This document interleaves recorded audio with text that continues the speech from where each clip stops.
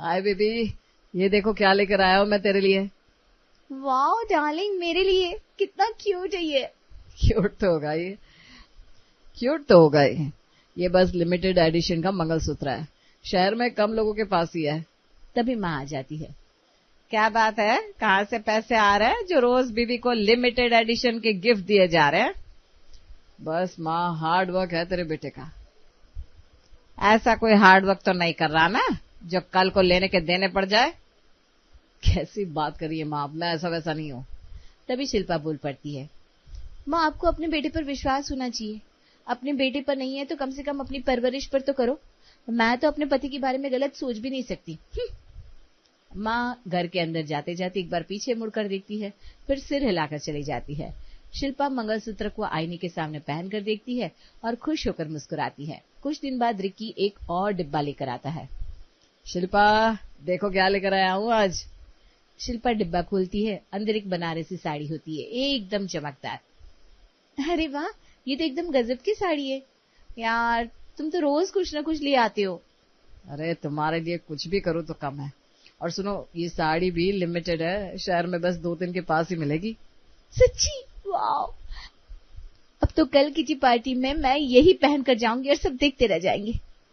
अगले दिन kitty party में शिल्पा साड़ी पहनकर जाती है। सहेलियां उसे घेर लेती है। अरे शिल्पा, ये साड़ी तो कमाल की है यार, कहाँ से ली? मेरे पति लाए हैं, लिमिटेड एडिशन है, पूरे शहर में बस मेरे ही पास है। वाओ, और ये कंगन भी नए नए लग रहे हैं। हाँ, वो भी पिछले हफ्ते ही आया। मेरे पति ना बस ऐसी ऐसी चीजें लाते हैं जो कोई नहीं ला सकता। मेरी किस्मत अच्छी है यार। पूनम मुंह बनाकर पीछे रीटा से धीरे से कहती है। सुन तो सही, कल तक तो रिक्की छोटी सी नौकरी करता था, अब अचानक इतने महंगे गिफ्ट कहाँ से आ रहे? हाँ यार, मुझे भी अजीब लग रहा है, दाल में कुछ काला जरूर है। उधर घर पर माँ रिक्की से बात करने की कोशिश करती है। बेटा देख, तू ना, मुझे तेरी फिक्र होती है।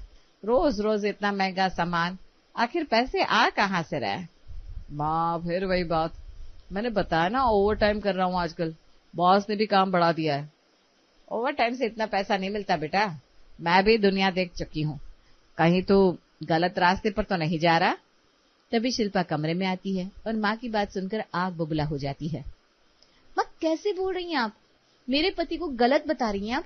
उसने मेहनत से पैसा कमाया है और अपनी बीवी को दे रहा है, इसमें बुराई क्या है? बुराई नहीं है बहू, लेकिन ये अकड़ ठीक नहीं है, जरा कम बुलाकर, बाहर लोग बातें बनाते हैं। लोगों को जलन होती होगी माँ जी, मेरे पास है इसलिए बोलते हैं। आपको तो फक्र होना चाहिए कि आपका बेटा इतना कमाता है। माँ चुप हो जाती है, लेकिन उसके चेहरे पर चिंता साफ झलकती है। बाहर गली में भी अब पड़ोसी आपस में फुसफुसाने लगे कि रिक्की के पैसों का असली राज क्या है। शिल्पा शाम को सब्जी लेने बाहर निकलती है। रास्ते में उसे पड़ोस वाली नई भाभी मिलती है, नाम है सुनीता, जो हाल ही में गली में रहने आई है। अरे शिल्पा जी नमस्ते, कैसी हो? बढ़िया हूँ, आप बताओ। तभी शिल्पा की नजर सुनीता के गले पर पड़ती है। वो चौंक जाती है। बिल्कुल वही मंगलसूत्र, वही डिजाइन, वही चमक। अरे ये मंगलसूत्र आपको कहाँ से मिला? ये मेरे पति ने दिया है, बहुत खुश होकर लाए थे, बोले थे शहर में बस कुछ ही लोगों के पास है, ये लिमिटेड एडिशन है। शिल्पा का दिल एक पल के लिए धक से रह जाता है। वो जबरदस्ती मुस्कुराती है। अच्छा, वाह, बहुत सुंदर है ना?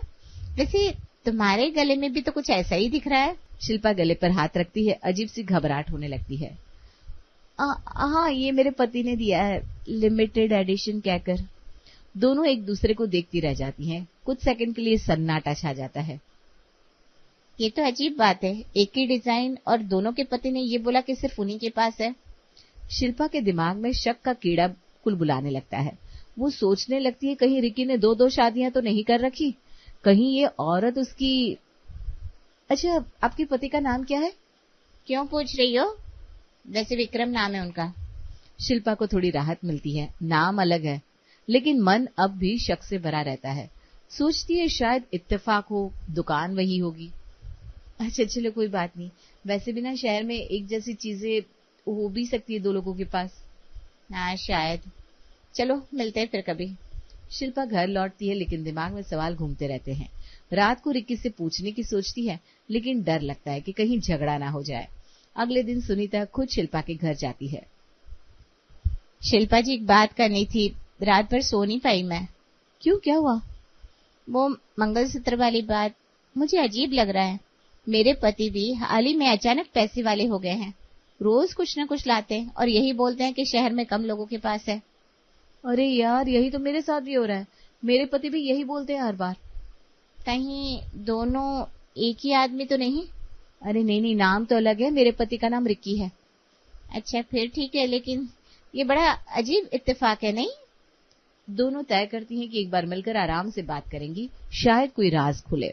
शिल्पा एक होटल के कैफे में मिलने का प्लान बनाती है।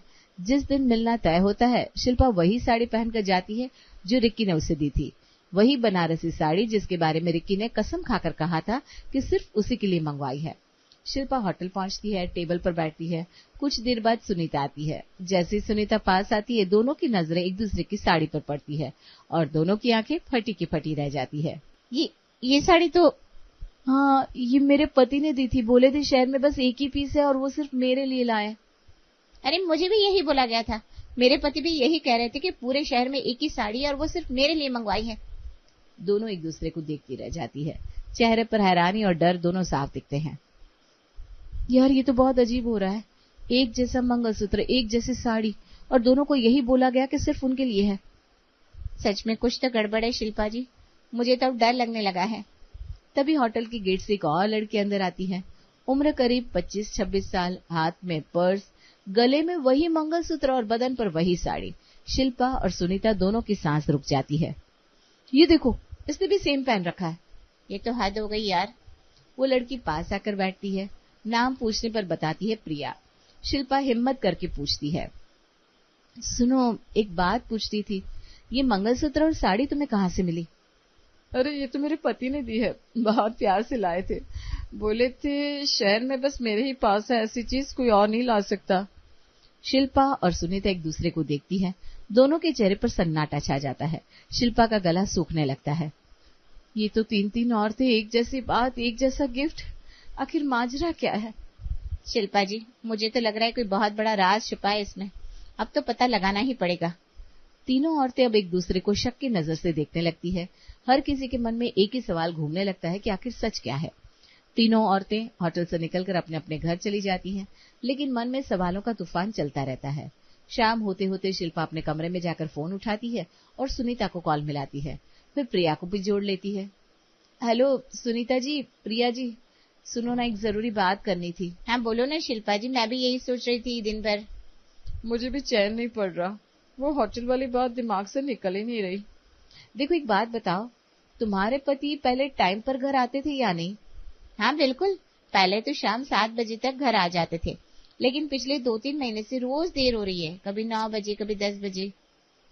अरे यही तो, मेरे पति भी पहले वक्त के बड़े पक्के थे। अब तो पता नहीं कहाँ घूमते रहते हैं। रोज बहाना बना देते हैं ऑफिस में काम है बोलकर। अरे यार, मेरे साथ भी बिल्कुल यही हो रहा है। रिक्की भी अब देर से आता है। पहले घड़ी की सुई जैसे टाइम पर आता था। तीनों एक पल के लिए चुप हो जाती हैं। फिर शिल्पा हिम्मत करके आगे पूछती है, अच्छा एक बात और बताओ, तुम्हारे पति दिखने में कैसे हैं? हाइट, रंग, कोई खास निशान? मेरे पति की हाइट तो अच्छी खासी, गेहुआ रंग है और बाएं हाथ पर एक टैटू बना है, छोटा सा तीर का निशान। अरे ये तो मेरे पति की भी बिल्कुल यही निशान है, बाएं हाथ पर तीर का टैटू। शिल्पा का दिल जोर से धड़कने लगता है, हाथ कांपने लगते हैं। मेरे पति की भी बाएं हाथ पर तीर का टैटू है। तीनों की सांसें जैसे रुक जाती है। फोन पर एक अजीब सी खामोशी छा जाती है। ये नामुमकिन है, एक जैसा टैटू, एक जैसा हुलिया, एक जैसे गिफ्ट, एक जैसी बातें। शिल्पा जी सच बताऊं, अब तो मुझे यकीन हो गया है कि हम तीनों का पति एक ही आदमी है। मुझे भी यही लग रहा है, लेकिन ये कैसे हो सकता है? 3 शादी और हमें पता ही नहीं चला। इसीलिए तो देर से आता है वो। एक घर से दूसरे घर, दूसरे से तीसरे घर, टाइम तो लगेगा ही। तीनों की आंखों में आंसू आ जाते हैं। कुछ देर कोई कुछ नहीं बोलता, बस फोन पर सिसकियों की आवाज सुनाई देती है। ठीक है, अभी के लिए फोन रखते हैं, मुझे कुछ सोचना है। फोन काटकर शिल्पा सिर पकड़कर बैठ जाती है। दिमाग सुन्न सा पड़ जाता है। वो उठती है और कमरे में इधर से उधर चक्कर काटने लगती है। बार बार गले के मंगलसूत्र को हाथ लगाती है, जैसे यकीन ही ना हो रहा हो कि ये सब सच है। तभी माँ कमरे में आती है। शिल्पा को परेशान देखकर पूछती है, क्या हुआ बहू, तबीयत ठीक नहीं लग रही, चेहरा उतरा हुआ क्यों है? कुछ नहीं माँ जी, बस सिर थोड़ा भारी है। अरे मुझसे झूठ मत बोल, मैं तेरा चेहरा देखकर बता सकती हूँ कुछ तो गड़बड़ है। बता क्या बात है? शिल्पा चुप रहती है, आंखों में आंसू भर आते हैं। माँ उसके पास बैठ जाती है, कंधे पर हाथ रखती है। देख बेटा, मैं तेरी माँ जैसी हूँ, जो भी बात है दिल में मत रख, बता मुझे। शिल्पा अब खुद को रोक नहीं पाती और फूट फूट कर रोने लगती है। माँ घबरा जाती है। अरे अरे क्या हुआ? रिकी ने कुछ कहा क्या? लड़ाई हुई है क्या तुम दोनों में? शिल्पा रोते रोते सारी बात बता देती है। मंगलसूत्र से लेकर साड़ी तक, सुनीता और प्रिया से मुलाकात, दोनों के पतियों का हुलिया, टैटू, सब कुछ। माँ सुनकर स्तब्ध रह जाती है, चेहरा सफेद पड़ जाता है। ये तो बहुत गंभीर बात है बहू, मुझे तो शुरू से ही शक था कि इतना पैसा कहाँ से आ रहा है। माँ जी मुझे कुछ समझ में नहीं आ रहा, मैं क्या करूं? देख बहू, अभी 2 दिन पहले तो खुद कह रही थी ना कि अपने पति पर विश्वास होना चाहिए, अपनी परवरिश पर भरोसा रखो। अब रो क्यों रही है? वो मुझे नहीं पता माँ जी, सच में ऐसा कुछ निकलेगा मैंने सोचा भी नहीं था। मुझे लगा था बस लोग जलन में बातें बना रहे। खैर जो हुआ सो हुआ, अब रोने से कुछ नहीं होगा। सच्चाई का पता लगाना जरूरी है, लेकिन सोच समझ कर कदम उठाना, बिना सबूत के कुछ मत करना। शिल्पा फिर भी बेचैन सी घर में इधर उधर घूमती रहती है। न खाना खाया जाता है, न नींद आती है। रात को फिर सुनीता का फोन आता है। शिल्पा जी, मैंने और प्रिया ने मिलकर एक प्लान बनाया है। कैसा प्लान? हम तीनों मिलकर रिक्की, या जो भी उसका असली नाम है, उसे रंगे हाथों पकड़ेंगे सबूत के साथ। हाँ शिल्पा जी, बिना सबूत की कुछ कहना बेकार है। हमें पता लगाना होगा कि आखिर सच क्या है, वो एक ही आदमी है या नहीं, और अगर है तो उसका असली नाम, असली घर, सब कुछ पता करना होगा। ठीक है, मैं तैयार हूँ। अब जो भी सच है सामने आना ही चाहिए, चाहे कुछ भी हो जाए। तीनों औरतें फोन पर मिलकर एक पक्का इरादा बना लेती है कि अब पीछे नहीं हटेंगी, चाहे सच कितना भी कड़वा क्यों ना निकले। अगले दिन शिल्पा प्लान बनाती है कि आज शाम को रिक्की को घर पर बुलाकर सुनीता और प्रिया को भी बुला लेगी, ताकि आमने सामने बात हो सके। वो रिक्की को फोन करती है। सुनो जी, आज शाम जल्दी आ जाना, कुछ जरूरी बातें करनी है। अरे यार, आज नहीं हो पाएगा, बॉस ने अचानक मीटिंग रख दी है, बहुत जरूरी है। नहीं गया तो नौकरी पर बनाएगी। फिर वही बहाना। उधर सुनीता भी अपने पति विक्रम को बुलाने की कोशिश करती है। सुनिए जी, आज घर जल्दी आ जाना प्लीज। यार आज तो पॉसिबल नहीं है, दोस्त की तबीयत खराब है, हॉस्पिटल जाना पड़ रहा है, बहुत इमरजेंसी है। प्रिया भी अपने पति संदीप को फोन लगाती है। सुनो, आज शाम को घर आ जाना, बात करनी है। अरे बाबा, आज तो गाड़ी खराब हो गई, वर्कशॉप में फंस गया हूँ, पता नहीं कब तक निकल पाऊंगा। शाम को तीनों औरतें फिर कॉल करती हैं। यार तीनों की तीनों नहीं आए, मेरे वाले को मीटिंग पड़ गई अचानक। मेरे वाले की दोस्त की तबीयत खराब हो गई अचानक से। और मेरे वाले की गाड़ी खराब हो गई ठीक उसी दिन जब मैंने बुलाया। तीनों एक सेकंड चुप रहती है, फिर शिल्पा हंस पड़ती है, गुस्से में मिली हुई हंसी। ये तो हद है यार, तीनों को एक ही दिन कोई ना कोई बहाना मिल जाता है, ये इत्तेफाक नहीं हो सकता। सही कह रही हो, जैसे किसी ने प्लान बनाकर रखा हो कि जब भी बुलाओ गायब हो जाओ। अगले हफ्ते तीनों फिर कोशिश करती हैं। इस बार शिल्पा एक पार्टी रखती है, सुनीता और प्रिया को भी बुला लेती है। सोचती है यही सब आमने सामने हो जाएंगे, लेकिन उस दिन भी रिक्की का फोन आता है। सॉरी यार, आज ऑफिस में स्टॉक चेकिंग है तो रुकना पड़ेगा। शिल्पा गुस्से से फोन पटकती है। उसी वक्त सुनीता का मैसेज आता है। विक्रम भी नहीं आ रहा, बोल रहा है गांव से रिश्तेदार आए हैं। प्रिया का मैसेज। संदीप का भी वही हाल है, बोल रहा है दोस्त की शादी में जाना है अचानक। तीनों फिर कॉल पर मिलती है। गुस्सा साफ झलकता है आवाजों में। यार ये तो बड़ा अजीब है, जैसे किसी को पता चल जाता है कि हम प्लान बना रहे हैं और वो गायब हो जाता है। सुनो, मेरे पति ने आज नीली शर्ट पहनी है, उनके पास स्कूटर है। तुम लोगों के पति के पास कौन सी गाड़ी है, और आज क्या पहना है उन्होंने? अरे रुको रुको रुको, मेरे वाले ने भी आज के दिन नीली शर्ट पहनी थी और स्कूटर से निकला था। मेरे वाले के पास भी स्कूटर ही है और नीली शर्ट में ही था वो। तीनों को एक साथ झटका लगता है। यार बाल भी तो बता रही थी तुम दोनों काले घने साइड से सेट किए हुए, मेरे वाले की भी बिल्कुल यही है। हाइट भी 5 फुट 9 के आसपास, न ज्यादा मोटा न पतला, बिल्कुल फिट। बिल्कुल यही तो, अब तो कोई शक ही नहीं बचा। पक्का एक ही आदमी है ये, 3 जगह शादी करके बैठा है और हम बेवकूफों की तरह उसकी तारीफ करते फिर रहे थे। लेकिन जब भी मिलने की कोशिश करते हैं ठीक उसी वक्त गायब हो जाता है, जैसे उसे पहले से पता चल जाता है। शायद कोई ना कोई हमारी बातें सुन लेता है, या फिर उसका कोई आदमी नजर रखे हुए हम पर। अब तो और सावधानी से करना पड़ेगा। बिना बताए, बिना शोर किए अचानक से पकड़ना होगा उसे। हाँ, अब प्लान गुपचुप बनाएंगे, फोन पर भी खुलकर बात नहीं करेंगे, कहीं कोई सुन ना ले। ठीक है, इस बार कोई गलती नहीं होनी चाहिए, रंगे हाथों पकड़ना है उसे, चाहे कुछ भी हो जाए। तीनों औरतें फोन काटकर अपने अपने घरों में गुमसुम बैठ जाती है।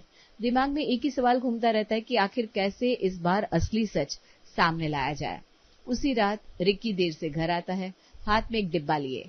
शिल्पा मन ही मन जल रही होती है, लेकिन ऊपर से शांत बनी रहती है। शिल्पा देखो, आज फिर कुछ खास लाया हूँ तुम्हारे लिए। शिल्पा डिब्बा खोलती है। अंदर एक जुड़ी बहुत सुंदर सैंडल होती है, चमकदार, स्टोन लगी हुई। ये भी लिमिटेड पीस है, पूरे शहर में बस मेरे ही पास है ना? पता है मुझे। अरे ऐसे क्यों बोल रही हो, कोई बात हुई है क्या? कुछ नहीं, थक गई हूँ बस। रिकी सो जाता है। शिल्पा तुरंत सैंडल की फोटो खींचकर सुनीता और प्रिया को भेजती है और लिखती है, देखो आज क्या मिला। 2 मिनट में जवाब आता है, दोनों की तरफ से एक साथ एक ही जैसी सैंडल की फोटो। शिल्पा का सिर घूम जाता है। वो सुबह होते ही दोनों को कॉल करती है। बस बहुत हो गया, आज फैसला होकर रहेगा। मैं दूध का दूध और पानी का पानी करके रहूंगी। हाँ शिल्पा जी, अब और बर्दाश्त नहीं होता। आज शाम को तीनों को घर पर पकड़ते हैं। मैं भी तैयार हूँ, चाहे कुछ भी हो जाए। चलिए देखते इनका सच क्या है। शाम को तीनों एक साथ वहां पहुंच जाती है जहां तीनों के पति होते हैं। तीनों पति साथ खड़े होते हैं कि शिल्पा कहती है, बस अब नौटंकी बंद, सच बता, सुनीता और प्रिया कौन है तेरी जिंदगी में, और ये कौन सी जगह है? ये तो आपका ऑफिस भी नहीं है। रिकी के चेहरे का रंग उड़ जाता है। तभी पीछे से विक्रम और संदीप भी आते दिखते हैं। दोनों के चेहरे पर भी घबराहट थी। माँ भी बाहर आती है। सुनीता और प्रिया भी वहां पहुंच जाती है। पूरी गली इकट्ठा हो जाती है। बोल, 3 शादियां की है क्या तूने? नहीं, मैं समझाता हूँ। अरे भाभी जी, आप शांत हो जाइए, गलतफहमी है ये पूरी। तीनों मर्द एक दूसरे को देखते हैं, फिर हंसने लगते हैं। बड़ी अजीब सी हंसी। दरअसल हम तीनों एक ही कंपनी में एक्स्ट्रा काम करते हैं, पार्ट टाइम। वो कंपनी लेडीज प्रोडक्ट्स बनाती है, साड़ी, मंगलसूत्र, सैंडल, सब कुछ। और जो भी नया सैंपल आता है हम अपनी अपनी बीवी को दे देते हैं। हम सोचते थे बीवी खुश हो जाएगी, इसलिए बोल देते थे लिमिटेड एडिशन है, सिर्फ तेरे लिए है, ताकि अच्छा लगे उन्हें। तीनों औरतें एक दूसरे को देखती है। चेहरा शर्म से लाल हो जाता है। शिल्पा की माँ हंसने लगती है। हाय राम, मैं तो डर ही गई थी, सोचा बेटा सच में कहीं गलत काम में तो नहीं पड़ गया। सॉरी, मैं भी कुछ ऐसा ही समझी थी। सॉरी जी, हमने बेकार में इतना बड़ा तूफान खड़ा कर दिया। अरे भाई, अजीब है ये औरतें भी। तोहफा दो तो मुसीबत, ना दो तो मुसीबत। सही कहा, अब समझ में नहीं आता क्या करें। बस अब एक ही काम करेंगे, तोहफा देंगे लेकिन ये नहीं बोलेंगे कि लिमिटेड एडिशन है। सब लोग हंसने लगते हैं। पूरी गली में ठहाके गूंजने लगते हैं।